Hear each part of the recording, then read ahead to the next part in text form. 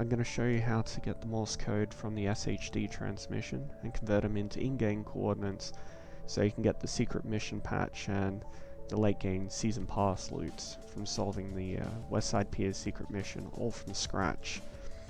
And also when something like this happens again, you'll have the knowledge yourself to solve it.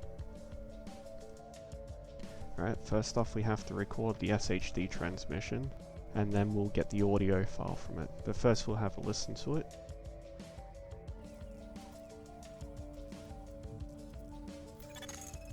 This is a distress call. Omega level priority. All agents please respond. This is a distress call. Omega level priority. All agents please respond. This is a distress call. Omega level priority. All agents please respond. This is a distress call. Omega level priority. All agents please respond. This is a distress call. Omega level priority. All agents please respond. Distress call. Omega level priority. All agents please respond. This is a distress call. Omega level priority. All agents please respond.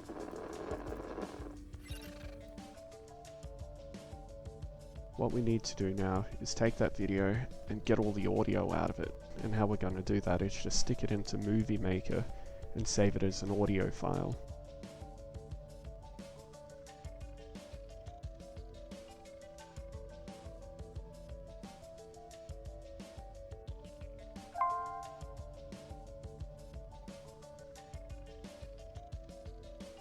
Alright, now we have to convert it from an M4A file to a WAV file. Now, if Windows Movie Maker gives you the option, save it directly as a WAV file, but for some reason my Windows Movie Maker doesn't allow me to do this, so I have to go online and convert the M4A file to a WAV file.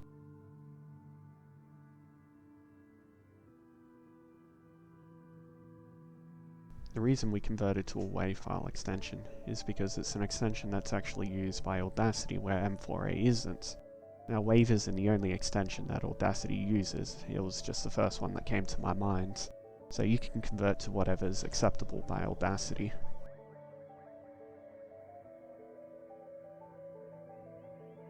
Now you don't need to use Audacity, I only use it because it's free and it's actually pretty powerful for what it is.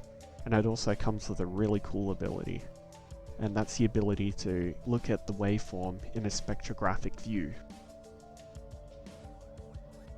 Essentially, what a spectrogram does is breaks up a waveform, in this case it's going to be audio, and plots frequency against time, and it also has a third dimension, and that's the color variation.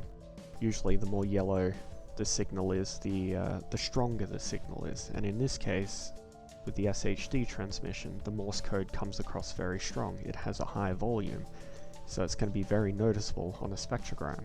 As you can see, when we zoom in here, the Morse code becomes very clear. The dots and dashes are highly contrasted compared to the background in the spectrographic image. This is because in the actual audio, the Morse code comes across very strongly at a very specific frequency, which in this case you can see is 1000 Hz. So from here it's pretty simple, you just pull out a notepad and copy all the dots and dashes down.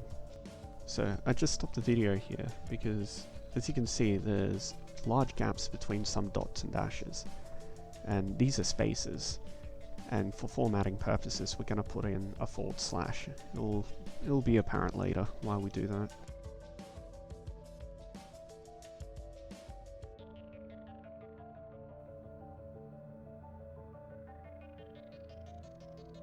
Okay, so from here we're just going to load up a website that allows us to transform these dots and dashes into text. And for our purposes, these are going to be our in-game coordinates.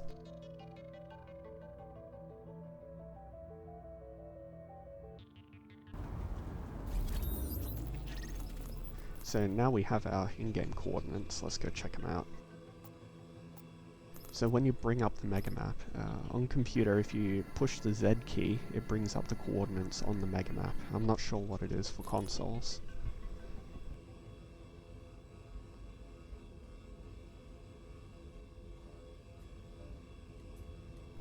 Cool, okay, we found our first location. Let's go check it out.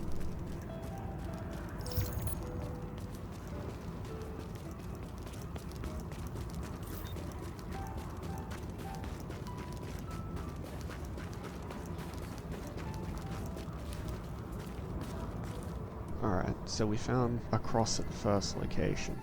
It may not look like it, but you can actually interact with this cross. Also, we're going to find a cross in each of the locations we look.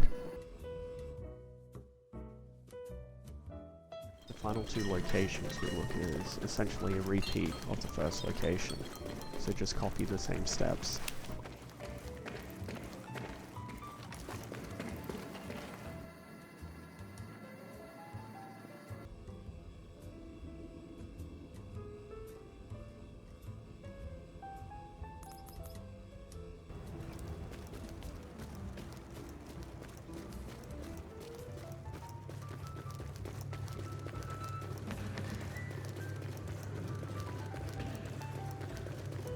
Alright, so we know where all the crosses are now, and from here you would need a group of 3, one standing on each of the crosses.